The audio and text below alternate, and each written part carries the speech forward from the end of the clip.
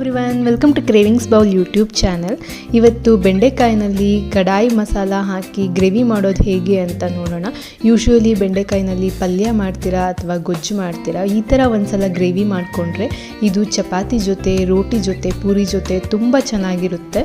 So ಬನ್ನಿ ಇದನ್ನು ಹೇಗೆ ಮಾಡೋದು ಅಂತ ನೋಡೋಣ.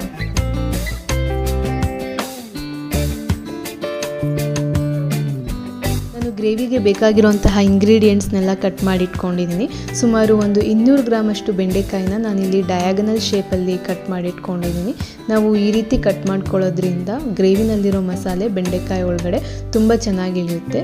ಹಾಗೆ ನಾನಿಲ್ಲಿ ಸುಮಾರು 1.5 ಅಷ್ಟು ಈರುಳ್ಳಿನ ಇಟ್ಕೊಂಡಿದ್ದೀನಿ. ಒಂದು 12ರಿಂದ 13 ಎಸಳು ಬೆಳ್ಳುಳ್ಳಿ, ಒಂದು 3 ಇಂಚಷ್ಟು ಶುಂಠಿ ಮತ್ತು ಒಂದು 3 ಹಸಿಮೆಣಸಿನಕಾಯಿ, ಹಾಗೆ 1.5 ಟೊಮೆಟೊ, ಒಂದು 2 ಚಮಚ ಬೇಬಿ ಗೋಡಂಬಿ. ನೀವು ಬೇಬಿ ಗೋಡಂಬಿ ಇಲ್ಲಾಂದರೆ ನಾರ್ಮಲ್ ಗೋಡಂಬಿ ಕೂಡ ಯೂಸ್ ಮಾಡ್ಕೊಬೋದು.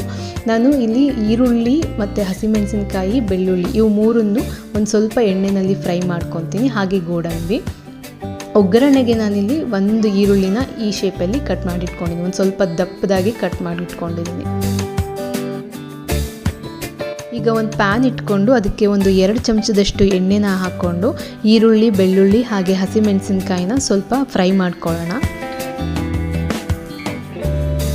ಈ ಥರ ಈರುಳ್ಳಿ, ಬೆಳ್ಳುಳ್ಳಿ ಮತ್ತು ಹಸಿಮೆಣಸಿನಕಾಯಿನ ಸ್ವಲ್ಪ ಎಣ್ಣೆಯಲ್ಲಿ ಫ್ರೈ ಮಾಡಿಕೊಂಡು ನಾವು ಮಸಾಲೆ ಮಾಡ್ಕೊಳ್ಳೋದ್ರಿಂದ ಅದರದ್ದು ಹಸಿ ವಾಸನೆ ಇರೋದಿಲ್ಲ.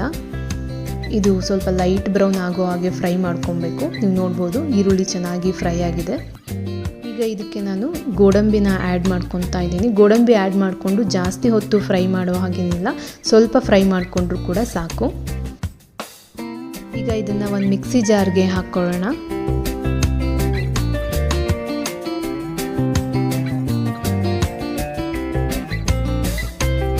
ಜೊತೆಗೆ ಶುಂಠಿ ಮತ್ತು ಕಟ್ ಮಾಡಿ ಇಟ್ಕೊಂಡಿರುವಂತಹ ಟೊಮೆಟೊ, ನಾನು ಇಲ್ಲಿ 1.5 ಅಷ್ಟು ಟೊಮೆಟೊನ ಆ್ಯಡ್ ಮಾಡ್ಕೊತಾ ಇದ್ದೀನಿ, ಮತ್ತು 1 ಚಿಟಿಕೆ ಅರಿಶಿನ ಪುಡಿ.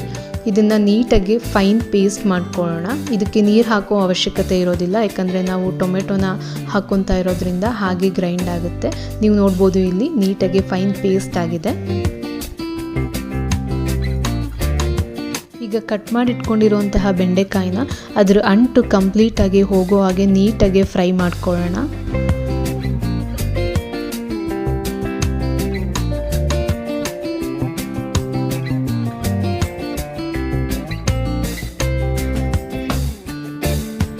ಈಗ ಗ್ರೇವಿ ಮಾಡೋದಕ್ಕೆ ಒಂದು ಪ್ಯಾನ್ಗೆ ಸ್ವಲ್ಪ ಎಣ್ಣೆ ಹಾಕ್ಕೊಳ್ಳೋಣ. ಎಣ್ಣೆ ಬಿಸಿ ಆದಮೇಲೆ ನಾನು ಇದಕ್ಕೆ ಒಂದು 2 ಪಲಾವ್ ಎಲೆ ಹಾಕ್ಕೊತಾ ಇದ್ದೀನಿ. ಪಲಾವ್ ಎಲೆ ಫ್ಲೇವರು ಗ್ರೇವಿಗೆ ಚೆನ್ನಾಗಿರುತ್ತೆ ಅಂತ ಹೇಳಿ.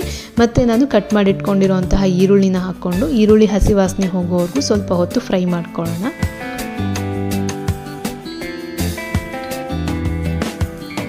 ನೆಕ್ಸ್ಟ್ ನಾವು ಇದಕ್ಕೆ ರುಬ್ಬಿಟ್ಕೊಂಡಿರುವಂತಹ ಮಸಾಲೆನ ಆ್ಯಡ್ ಮಾಡಿಕೊಂಡು ಮಸಾಲೆ ಹಸಿ ವಾಸನೆ ಹೋಗೋ ಹಾಗೆ ಎಣ್ಣೆನಲ್ಲೇ ನೀಟಾಗಿ ಫ್ರೈ ಮಾಡ್ಕೊಳ್ಳೋಣ.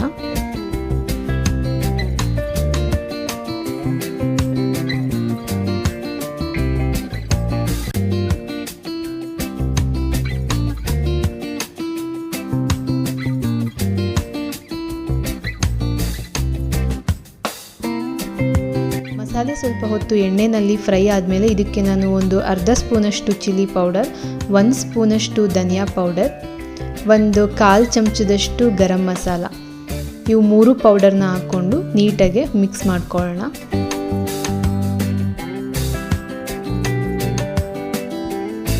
ಗ್ರೇವಿ ತಳ ಹಿಡಿತಿದೆ ಅಂತಂದರೆ ಇದಕ್ಕೆ ಸ್ವಲ್ಪ ನೀರು ಹಾಕ್ಕೊಂಡು ಫ್ರೈ ಮಾಡ್ಕೊಳ್ಳಿ.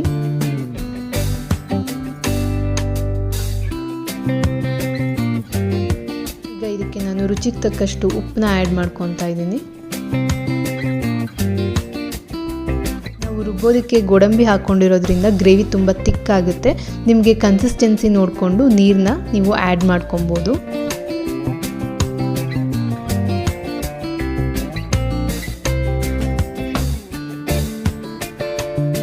ಮಸಾಲೆ ಸ್ವಲ್ಪ ಕುದಿ ಬರೋದಕ್ಕೆ ಶುರು ಆದಮೇಲೆ ನಾನು ಇದಕ್ಕೆ ಕಟ್ ಮಾಡಿಕೊಂಡು ಫ್ರೈ ಮಾಡಿಟ್ಕೊಂಡಿರುವಂತಹ ಬೆಂಡೆಕಾಯಿನ ಆ್ಯಡ್ ಮಾಡ್ಕೊತಾ ಇದ್ದೀನಿ. ಬೆಂಡೆಕಾಯಿನ ಆ್ಯಡ್ ಮಾಡಿಕೊಂಡು ನೀಟಾಗಿ ಮಿಕ್ಸ್ ಮಾಡ್ಕೊಳ್ಳೋಣ. ಇದು ನೀಟಾಗಿ ಮಿಕ್ಸ್ ಆದಮೇಲೆ ಮಸಾಲೆ ಜೊತೆ ಒಂದು 2 ನಿಮಿಷ ಬೇಯೋದಕ್ಕೆ ಬಿಡಬೇಕು.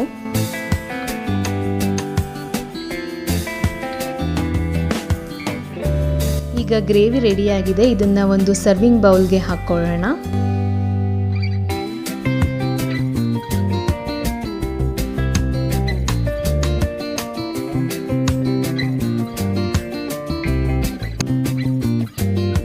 ಇದೇ ಮಸಾಲೆಗೆ ನೀವು ಬೆಂಡೆಕಾಯಿ ಇಲ್ಲ ಅಂತಂದರೆ ಮಶ್ರೂಮ್, ಪನ್ನೀರ್ ಅಥವಾ ಮಿಕ್ಸ್ಡ್ ವೆಜಿಟೇಬಲ್ಸ್ ಕೂಡ ಹಾಕ್ಕೊಂಡು ಗ್ರೇವಿ ಮಾಡ್ಕೊಬೋದು.